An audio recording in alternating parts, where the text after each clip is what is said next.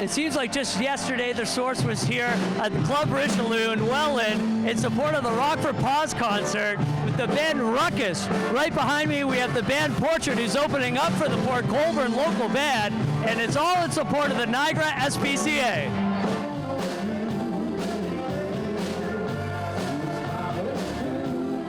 John, I'm getting a feeling of deja vu here. Didn't we just do this a few years ago? We did it a few years ago. 2019, Ruckus supported the Niagara SPCA. With the pandemic, of course, we've been closed down, and here we are, 2022, and they're back to rock it out. We're back. So another incredible turnout for tonight's fundraiser. Can you tell us how the money will be raised tonight and who will benefit? Sure. So all of our fundraisers, any donations that we get, all go to the animals in our care. So animals that are coming in that need extra surgeries, a little bit of extra attention, it allows our medical staff to do anything like that. All the money goes back into the animals. And that's awesome. So how has the pandemic affected the adoption process? So we went virtual through the couple of years of the pandemic. We weren't like everybody else thinking it was going to be that long. So our adoption rate stayed up. This year, it's a little slower this year. People are sort of still figuring things out coming out of the pandemic. But you know what? We're still doing well. The animals are still going out. We're still doing our rescues with our rescue partners from Manitoba. So we're doing really, really well. Oh, that's really good to hear. And, you know, I know the guys in Ruckus are all incredible animal lovers. You know, it must have been gratifying that they're back again after these few years to help support. Yeah, they've been absolutely excellent. As soon as we came out of the pandemic, they were right back here. Let's put another show on. Let's support the animals in the Niagara region. And like I say, here we are. They're getting ready to rock it out right now, and we're going to go. You know, the SPCA is a charity that sort of, it's my idea. The guys are great. Everyone has pets, but nobody really knows what the SPCA does behind the scenes, how much it is to, you know, save an animal, operations, medication.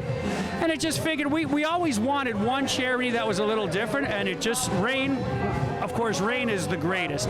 He makes sure he backs us up. He's got some really, really good connections, and he backed the SPCA. We started doing this with him, and this is our second year. Because of COVID, we had to shut down the last two. So Rein just talked about it, and I mentioned it, and he said, sounds good. Ruckus started back in the early 70s in Port Colborne. Back then, there was no computers, no cell phones, so music was the main objective of everyone in high school. Either that or football and hockey. So basically, it was a Port High bunch of guys got together, and I would say they were all 16, 17 and formed a band called FOR. And then they turned the name into Ruckus in the early 70s. And actually for a young bunch of guys, they were writing songs and playing really rockin' music back then. But they were young. They were about 18, 19 when Ruckus started. How is the occupancy at the shelters right now? Do you have quite a few animals to adopt? Yeah, we're up there. We're probably sitting around 70% of our capacity. We have 3 shelters here in the Niagara region, so it gives us a little bit of flexibility. One animal doesn't get adopted at one shelter, we move it to another, and for some reason it goes. So we're at about 70%. That's pretty good right now in the province, consider some shelters are at capacity and wondering what to do. And we also have our cat adoption center at the Seaway Mall, so that helps greatly. Yeah, I walk with my kids past that all the time, so that's great. Yeah, we're quite a busy shelter here in Niagara, and actually across the province. On East Main, we run a low-cost spay-neuter clinic for people. Allows them to get their pets fixed, saves on overpopulation. We have one of the only mobile hospitals in the province. It travels and does spay-neuters in low-income communities, our Indigenous communities. We have animal control officers. We have veterinarians on staff. We do a ton of community events. So we're always out and about and super busy, just like tonight. Sure, we're always looking for volunteers. We have a great volunteer base right now, probably around 200, 250 volunteers. We're always looking. Go onto our Facebook page, our website. There's a form you can download and fill it out, and you can come in, dog walk, you can talk to the cats, you can hang out. We're always looking for volunteers.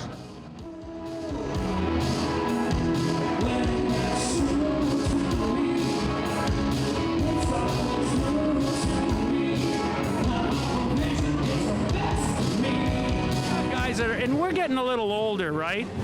we just like playing together. Will this be the last one? I hope not, but it could be. You know, we'll see where we are a year from now. But who would have thought we'd have been 3 years between dates now, right? So hopefully the world is in better shape. We're COVID-free, at least COVID down, and you know there'll be a little more peace over there. But in the big picture, this could be the last one. But if it isn't, we'll let you know next year. We'll be right back here if it is.